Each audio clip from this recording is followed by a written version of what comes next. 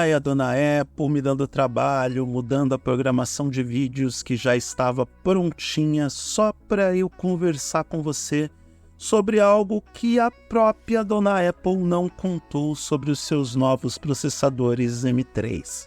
A gigante de Cupertino apresentou os novos chips com litografia de 3 nanômetros que estão presentes em uma nova série de MacBooks Pro e do iMac.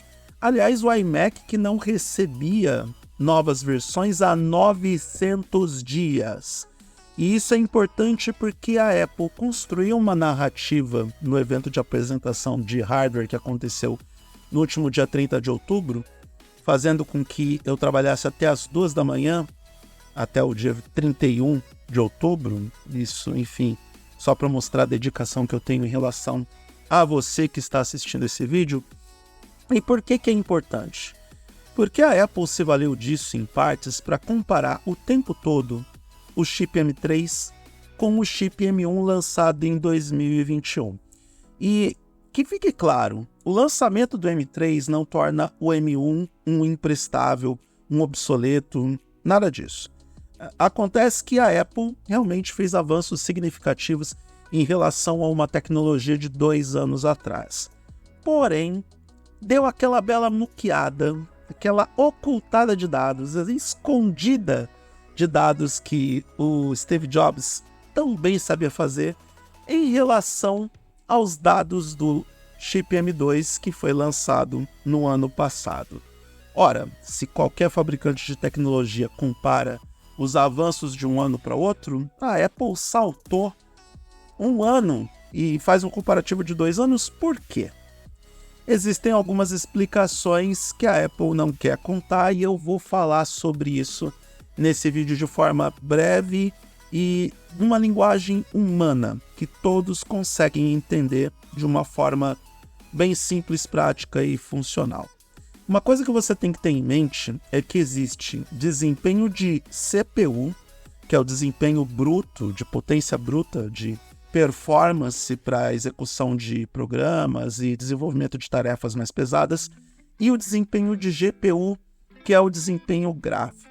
A Apple está dando muita ênfase nessa nova geração do MacBook Pro e do iMac para o desempenho gráfico. Por quê?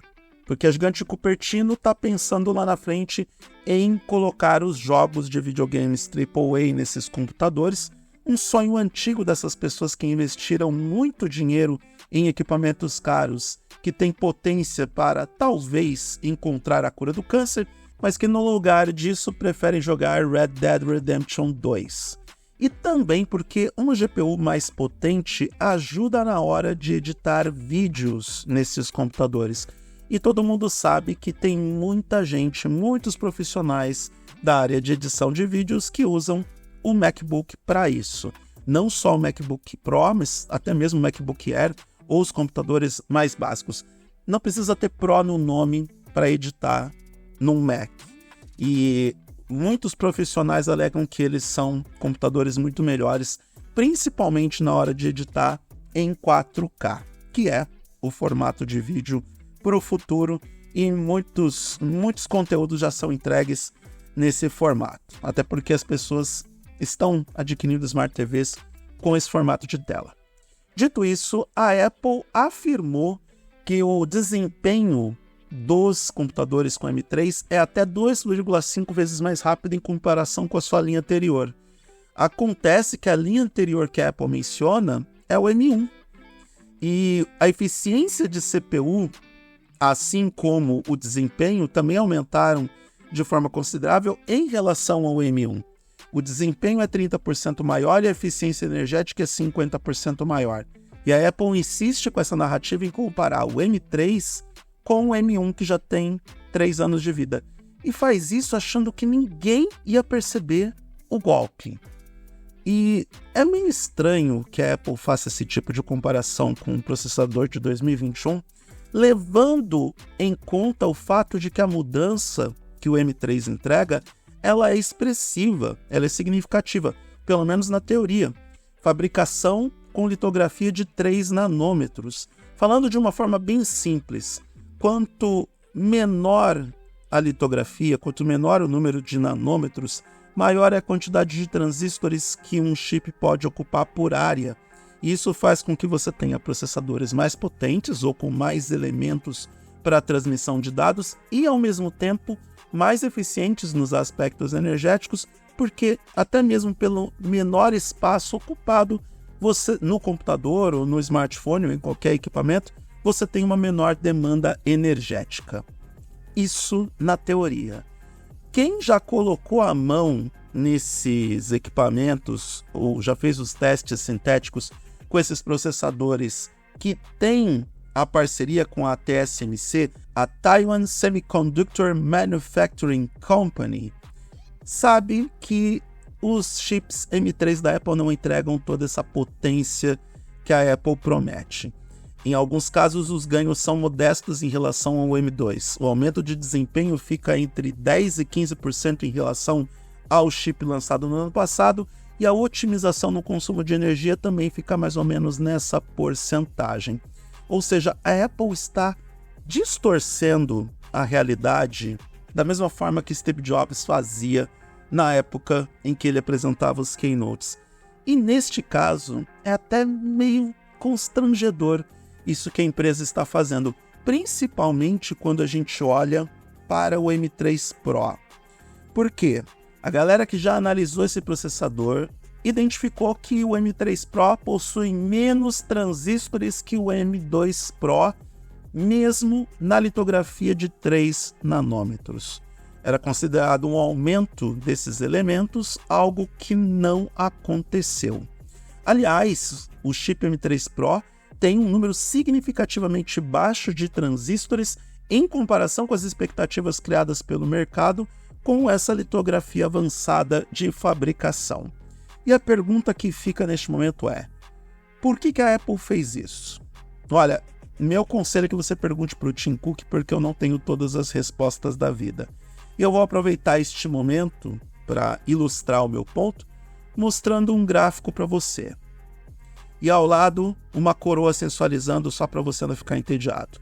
Os gráficos mostram a diferença entre os números de transistores presentes nas 3 gerações dos processadores da Apple, onde a gente identifica claramente que o chip M2 tem muito mais transistores em relação ao M3. E agora eu vou trocar a coroa para que você não fique cada vez mais entediado. Então, a Apple se vale dessa narrativa de dizer que entrega um desempenho muito melhor nos computadores com chip M3, quando na verdade não é bem isso. Você pode ter ganhos marginais e residuais em alguns aspectos e quem sabe esses ganhos podem ser até naquilo que mais interessa, que como eu disse antes é na área de edição de vídeos e lá na frente na execução de jogos AAA, se é que esses jogos vão chegar. Mas para a grande maioria dos usuários, será que realmente vale a troca do computador que você tem? Principalmente se você tem um MacBook com chip M2 para o chip M3, será que você realmente tem esse ganho de performance todo? Será que o macOS vai funcionar muito melhor com esse processador que em algumas versões tem menos transistores?